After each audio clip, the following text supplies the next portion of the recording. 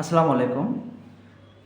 ১৮তম শিক্ষক নিবন্ধন পরীক্ষায় উত্তীর্ণ সকল হবু শিক্ষকদের জানাচ্ছি আমার সালাম। আসসালামু আলাইকুম।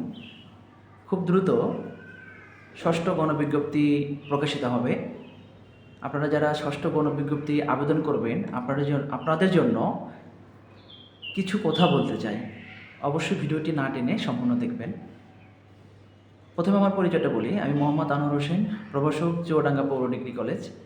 আমি এনটিআরসি এর ৫টি সনদ অর্জন করেছি। ১৪তমতে স্কুল এবং কলেজে অর্জন করেছি, ১৫তমতে স্কুল এবং কলেজে অর্জন করেছি এবং ১৬তমতেও আমি শুধু কলেজে পরীক্ষা দিয়েছিলাম, কলেজে অর্জন করেছি। আমি আপনাদের যেটা বলবো, গণবিজ্ঞপ্তি হওয়ার সাথে সাথে প্রথমেই আপনারা যে যে বিষয়ের শিক্ষক হবেন ওই বিষয়ের স্কুল এবং কলেজ আলাদা আলাদাভাবে যে শূন্য পদের তালিকাটা রয়েছে ওইটা আপনারা প্রিন্ট করে নেবেন।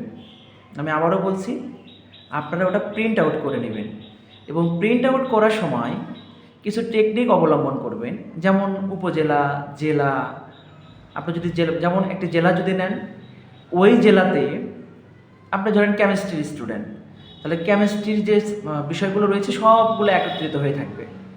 এগুলো আপনি একসাথে বের করবেন এবং প্রত্যেকটা জেলায় আপনার নাম্বার যদি বেশি হয়, আপনি সেক্ষেত্রে নিজেই বুঝতে পারবেন যে আসলে আমার এই নাম্বার দিয়ে আমি কোথায় চাকরি পেতে পারি। এবং শূন্য পদের উপর নির্ভর করবে আপনি কততম ম্যারিটে আছেন বা কোন জায়গায় চাকরি পেতে পারেন, এরকম একটা বিষয় আপনি এখানে লক্ষ্য করবেন।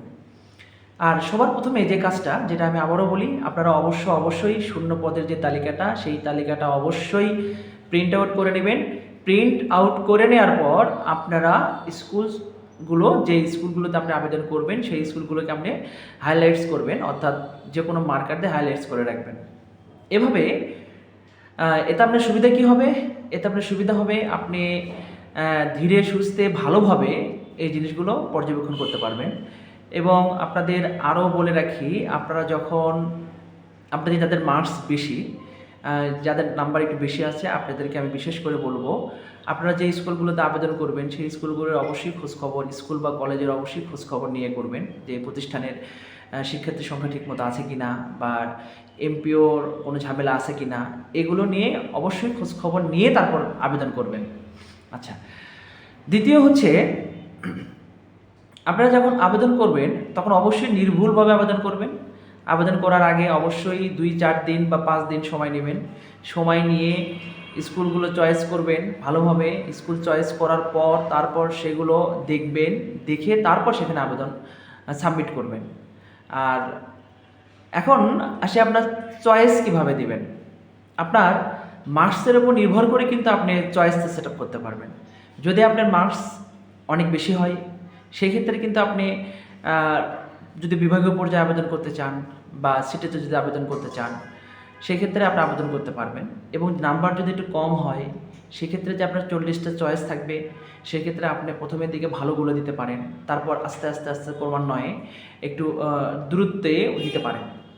মানে মেন কথা হচ্ছে আপনার শিক্ষক হতে হবে। আপনার আল্লাপাক যদি আপনাকে রহমত করে, অবশ্যই আপনি একজন শিক্ষক হিসেবে যোগদান করবেন, এটা আপনার টার্গেট থাকবে। এই জন্য আপনার নাম্বারের উপর নির্ভর করবে আপনার সাবজেক্ট চয়েস কিভাবে আপনি সাজাবেন, মানে স্কুল চয়েসটা আপনি কিভাবে দেবেন। যেমন যদি কেউ গণিতের স্টুডেন্ট হয়, গণিতের আপনার প্রথমে দেখতে হবে গণিতে কতগুলো স্টুডেন্ট পাশ করেছে, মানে 18তম শিক্ষক নিবন্ধন। এবং তারপর আপনার ভাবতে হবে যে এর আগের গণবিজ্ঞপ্তিতে গণিতের কতগুলো স্টুডেন্ট যোগদান করেছে বা তাই সেখান থেকে কতগুলো স্টুডেন্ট বাদ পড়েছে, সেটা আপনার খেয়াল করতে হবে।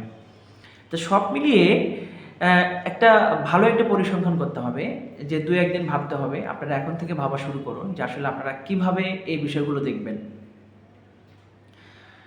আর আমি আবারও বলবো, যখন গণবিজ্ঞপ্তি হবে, গণবিজ্ঞপ্তি হওয়ার পর আপনারা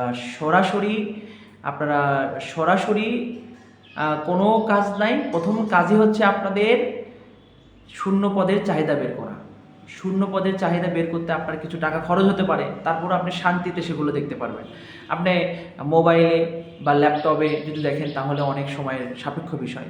এই জন্য অবশ্যই শূন্য পদের যে লিস্টটা বের হবে ওটা অবশ্যই আপনারা প্রিন্ট আউট করবেন, এবং প্রিন্ট আউট করার পর আপনার পছন্দের প্রতিষ্ঠানগুলো আপনি অবশ্যই সিলেক্ট করবেন এবং সেগুলো মার্ক করে রাখবেন।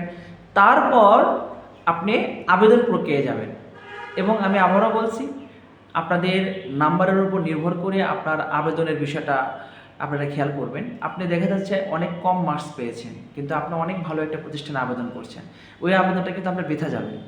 কারণ আপনার যদি দেখা যাচ্ছে নাম্বার আপনার 55, আপনি আবেদন করছেন একটা জেলা শহরে, যেমন আমার নিজের জেলার কথা যদি আমি বলি, আমার বগুড়া জেলার কথা যদি আমি বলি, আপনি দেখা যাচ্ছে বগুড়া সদরে একটি আবেদন করছেন, সেক্ষেত্রে কিন্তু সেটা আপনার ওই আবেদনটা বৃথা হয়ে যাবে।